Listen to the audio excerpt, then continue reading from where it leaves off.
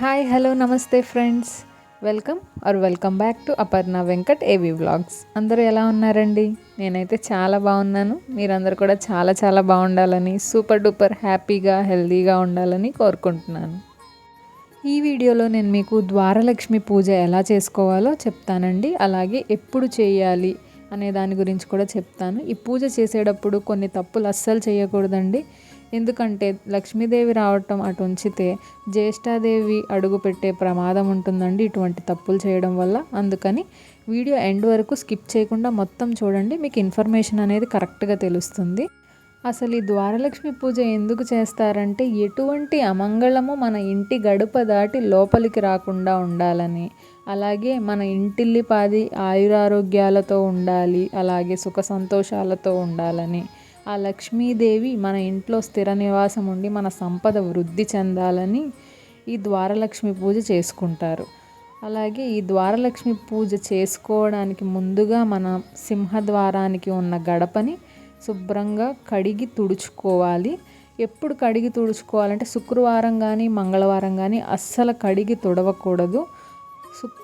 మనం మంగళవారం చేసుకోవాలంటే ముందు రోజు సాయంత్రం, సోమవారం రోజు, అలాగే శుక్రవారం చేసుకోవాలనుకుంటే కనుక గురువారం రోజు సాయంత్రం తుడుచుకోవాలి. తుడుచుకున్న ఆ గడపకి చక్కగా పసుపు రాసుకోవాలి. మొత్తం ఎక్కడ ఖాళీలు లేకుండా పసుపు రాసుకొని చక్కగా దానిపైన ముగ్గు వేసుకొని పద్మాలతో కానీ లేదంటే కమలం ముగ్గు వేసుకుంటే, అమ్మవారికి కమలం అంటే ఇష్టం కదండి, అలా ముగ్గు వేసుకొని చక్కగా బొట్లు పెట్టుకోవాలి. అయితే ఆ తర్వాత మొత్తం నేల మీద కూడా పసుపు రాసుకొని ఎదర ముగ్గు వేసుకోవాలండి. ఎందుకంటే మనం ఆ ముగ్గు మీద మన దీపారాధన అనేది చేసుకుంటాము. ఈ ముగ్గు వేసేటప్పుడు మనం ముగ్గు పిండిని కాకుండా బియ్యపు పిండిని వాడుకోండి.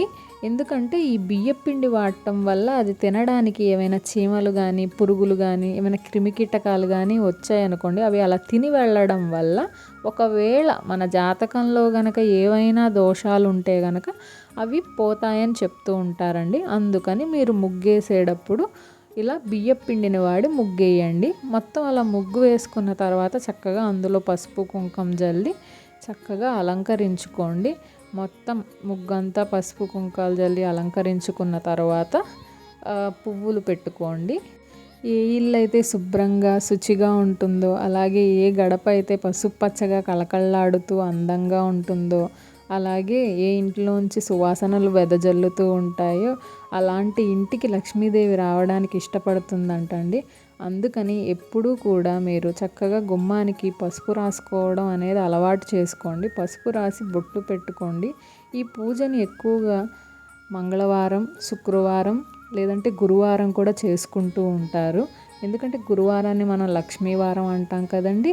అలా లక్ష్మీవారం అంటే గురువారం రోజు సాయంత్రం చేసుకోవచ్చు. లేదు అంటే కనుక మంగళవారం, శుక్రవారాలు బ్రహ్మ ముహూర్త సమయంలో అంటే 3 నుంచి 6 లోపు ఎప్పుడైనా సరే మనం ఈ పూజను చేసుకోవచ్చు.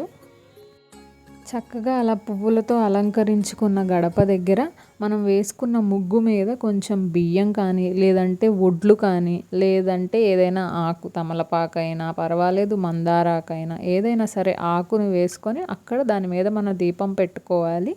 దీపంలో 2 ఒత్తులు వేసుకొని అక్కడ మనం దీపారాధన అనేది చెయ్యాలి. దీపారాధన చేసేటప్పుడు మీరు అగ్గిపుల్లతో ఎట్టి పరిస్థితుల్లోనూ దీపారాధన చేయొద్దు. సాంబ్రాణి పుల్లని కానీ లేదంటే వేరే ఒత్తిని, ఒత్తిని వెలిగించి దాంతో మీరు ఈ దీపాలను వెలిగించండి. అలా దీపారాధన చేసుకున్న తర్వాత మీరు ఆ సాంబ్రాణి పుల్లలు అక్కడ పెట్టుకోండి.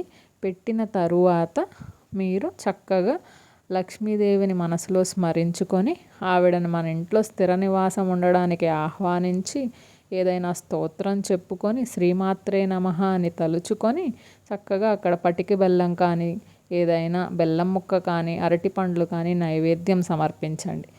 ఆ తర్వాత చక్కగా మీరు అమ్మవారికి హారతి ఇవ్వండి. హారతి ఇచ్చిన తర్వాత పూజ పూర్తి అయిపోలేదండి. అందరూ చేసే తప్పు ఇదే. ద్వారలక్ష్మి పూజ, గుమ్మానికి పూజ అనగానే ముఖద్వారానికి సింహద్వారానికి ఉన్న గడప దగ్గర మాత్రమే పూజ చేసి ముగిస్తూ ఉంటారు.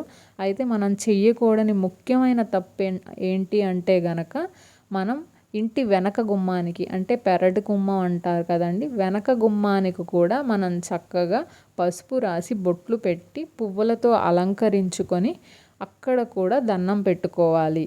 అది తప్పక చేయాల్సిన విషయం. ఎందుకంటే మనకి ఇంటి వెనకాల గుమ్మం నుంచే జ్యేష్ఠాదేవి అడుగు పెట్టే అవకాశం ఉంటుంది గనక చక్కగా ఎక్కడైతే పసుపు పచ్చగా గుమ్మం కళకళలాడుతూ ఉంటుందో, అందంగా ఉంటుందో అటువైపు నుంచి జ్యేష్ఠాదేవి అడుగు పెట్టదు గనక మీరు ఇంటి వెనక గుమ్మానికి కూడా పసుపు రాసి బొట్లు పెట్టుకోండి.